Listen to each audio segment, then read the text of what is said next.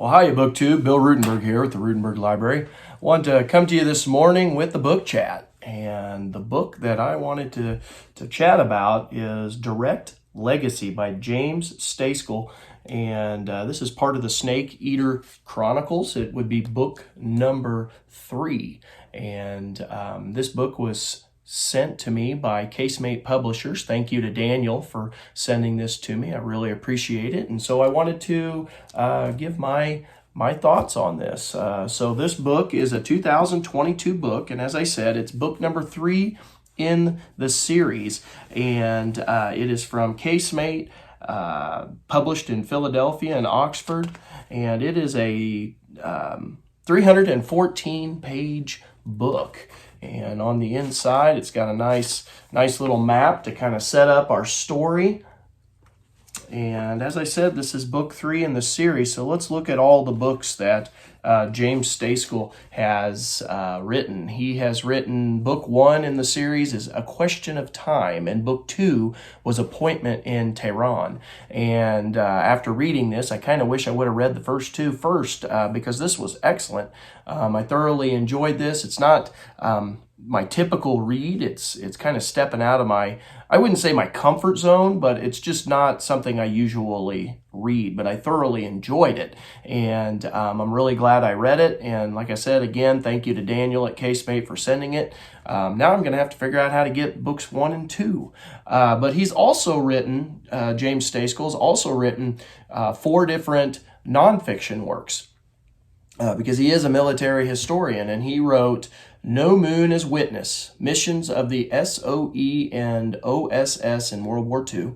He wrote Masters of Mayhem, Lawrence of Arabia and the British military mission to Hejaz, the Seeds of British Special Operations.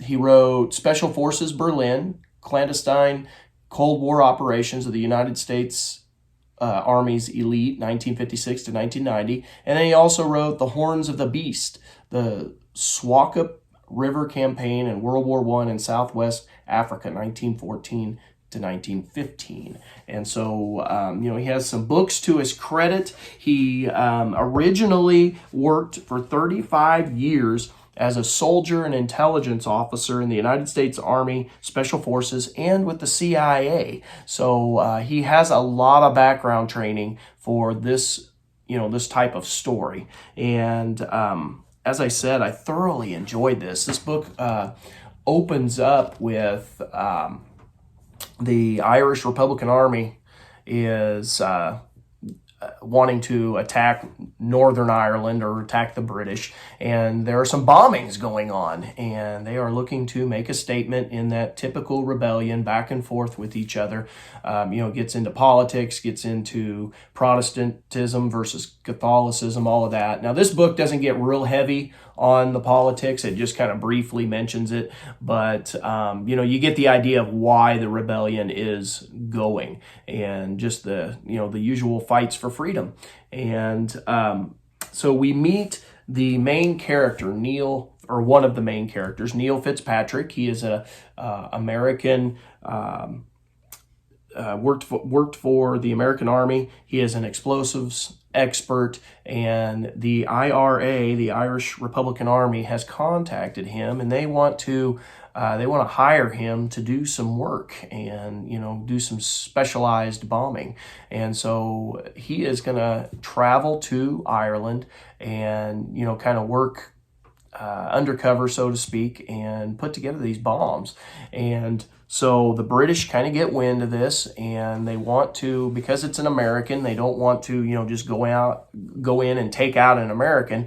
And so they contact the United States government, and, as word gets through the channels, they find a former Army guy by the name of Paul Stavros, and he is going to be sent in to extract Neil and try to keep him from getting killed. And so the whole story, I would say probably Paul Stavros' character is maybe even a bigger, probably the bigger character than Neil Fitzpatrick, but they're both main characters. But we meet Paul, and we get to know Paul, and he goes in undercover with a with a story that he's a writer writing about the lives of the people dealing with all of the fighting. And so, yeah, we get lots of good action-packed, quick fighting, and those scenes, they move really, really fast, and we get a handful of those, and we get to know Paul Stavros's character. We also get to see him because he has to work with the British, the SAS, I think is what they called it. He gets to work with the SAS, and of course, you get all those different personalities, and you get you get the personalities, the ego, the pride of all of those men and women who are involved in this. And then, of course, we get to know Paul and his romantic side, or his love life, rather. It's not like hot and heavy or anything, but you get to know him more as as a person, and what he's like when he's not out on a mission. And apparently, through the story, again, I haven't read the first 2 books in the series, but Paul Stavros is pretty well